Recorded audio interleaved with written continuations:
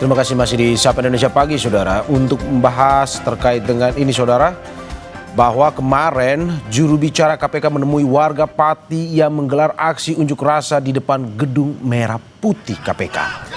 KPK merespons aspirasi warga Pati yang datang ke gedung KPK Jakarta. Warga Pati harap KPK tidak masuk angin terhadap penyidikan kasus dugaan korupsi Direktorat Jenderal Perkereta-apian Kementerian Perhubungan yang menyeret nama Bupati Pati Sudewo.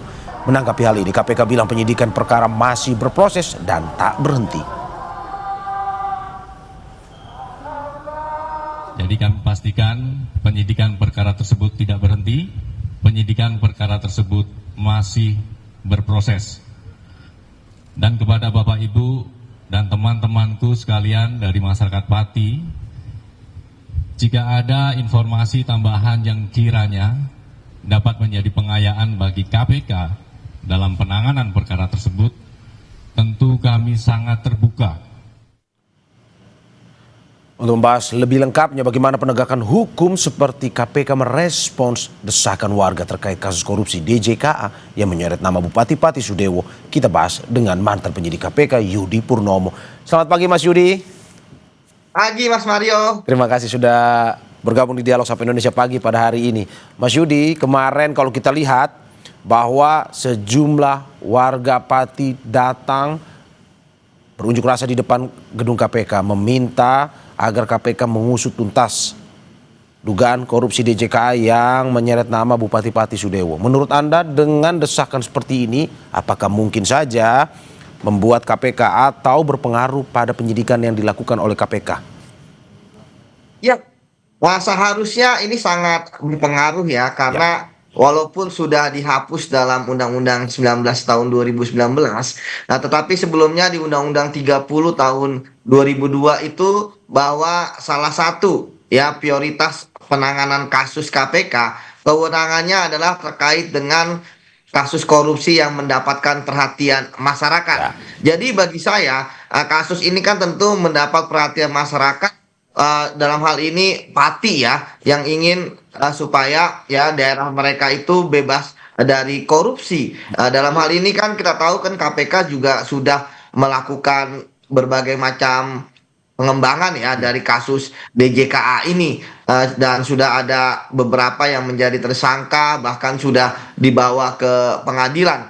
Oleh karena bahkan Bupati Pak Sudewo pun juga sudah diperiksa oleh KPK, termasuk ada uang 3 miliar ya yang disita. Jadi bagi saya tentu kita berharap, apalagi jauh-jauh dari Pati ya, kawan-kawan ini datang gitu ya dengan biaya urunan. Saya pikir dengan hati yang ikhlas dan lapang ya, bahwa mereka tentu ingin kepemimpinan di Pati ini itu bebas dari korupsi, dan tentu asas praduga tidak bersalah tetap dikedepankan. Tetapi setidaknya saya berharap KPK ya kan yang sudah memeriksa juga ya, baik itu di persidangan baru kemarin juga ya terhadap Pak Sudewo ini, itu segeralah jangan lama-lama untuk menetapkan ya statusnya ya, apakah memang ternyata hanya saksi atau kemudian sudah bisa ditetapkan sebagai tersangka berdasarkan 2 alat bukti yang cukup. Karena Mas ya, sebelumnya kan kita juga sudah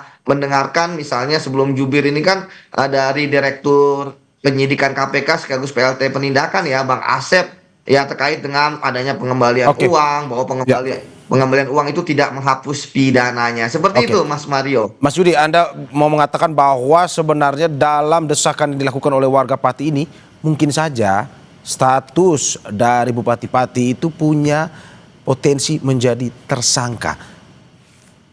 Ya, sangat terbuka kemungkinan ya, berdasarkan tadi alat bukti yang dimiliki oleh KPK. Sebenarnya tidak perlu didesak pun ya, KPK seharusnya sudah mempunyai SOP ya, standar operasional prosedur ya, ketika misalnya ada calon tersangka yang 2 alat bukti yang cukup, ya segera saja dinaikkan ke penyidikan. Tadi saya katakan Mas Mario, kasus ini sebenarnya adalah kasus pengembangan ya. Ya, pengembangan Artinya penyidikan. tentu ya sudah banyak bukti berdasarkan keterangan saksi, dokumen dan lain sebagainya. Ya bagi saya saat ini jangan-jangan yang dibutuhkan oleh KPK bukan hanya sekedar alat bukti, tetapi juga keberanian. Ya, makanya kemarin kan bagaimana kita lihat dikalungi dengan tolak angin gitu ya, Ya. supaya nggak masuk angin gitu. Artinya bahwa tentu ini kan adalah harapan dari masyarakat dan saya berharap KPK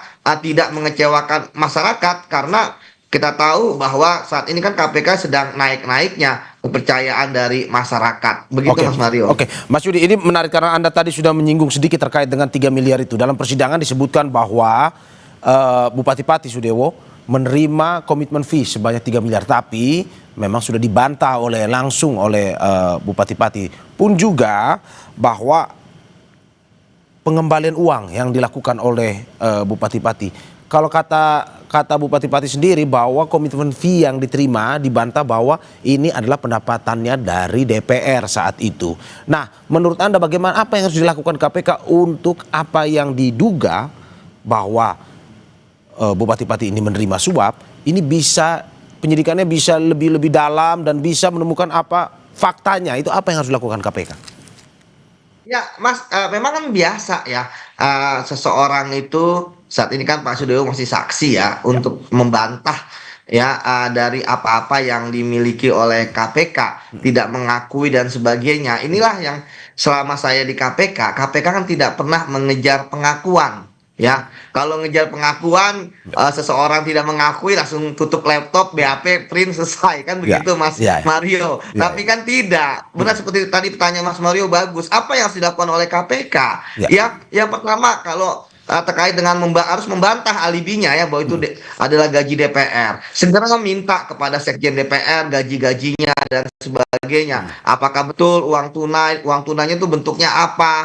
Kemudian kalau sudah berubah jadi dolar, periksa money changernya di mana. Kemudian periksa pajaknya. Jadi alibinya memang harus dibantah. Tetapi selain membantah alibi, ya KPK juga tetap harus konsisten dengan pembuktian yang telah mereka miliki. Saya pikir fakta-fakta persidangan kan sudah terungkap ya, karena memang sudah ada yang dibawa ke persidangan. Inilah Mas nilai positif ya, bagusnya dari suatu kasus yang berdasarkan pengembangan. Kita tidak perlu berkeringat banyak istilahnya, karena memang sudah banyak keterangan-keterangan dari yang lainnya. Oleh karena itu maka saya berharap dalam waktu tidak berapa lama pimpinan KPK bisa segera meminta kepada penyidik ya untuk melakukan gelar perkara ya terkait dengan kasus ini seperti apa bukti-bukti yang telah dimiliki oleh penyidik terkait dengan pengembangan kasus. Jadi dalam bentuknya biasanya adalah laporan pengembangan penyidikan. Kalau laporan pengembangan penyidikan itu Mas Mario itu nanti akan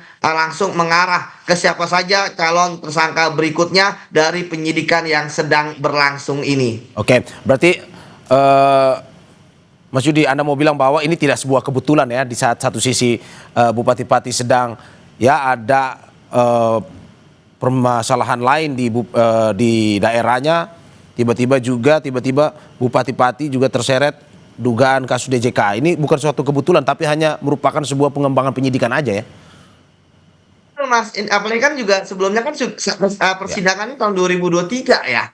Artinya sudah jauh sekali ya dari kasus ini. Tetapi tentu ya adanya peristiwa di Pati kan mengingatkan kita kembali ya. Apalagi kan yang bersangkutan pada waktu itu kan kasusnya kan bukan sebagai Bupati Piti ya, tetapi sebagai anggota DPR ya. Artinya ini nggak ada korelasi dengan jabatan beliau saat ini sebagai Bupati Pati, tetapi tentu saya katakan bahwa masyarakat saya pikir tidak ada lah ditunggangi atau apa-apa. Saya pikir ini adalah murni. Makanya sekarang bola itu ada di tangan KPK. Ya, mau di mana ditendangnya? Apakah tetap jadi saksi atau kemudian statusnya akan menjadi tersangka berdasarkan alat bukti yang dimiliki. Begitu Mas Mario. Terima kasih Yudi Purnomo, mantan penyidik KPK atas apa yang disampaikan. Semoga KPK tetap on the track ya seperti yang kita harapkan. Terima kasih Mas Yudi, sehat-sehat selalu.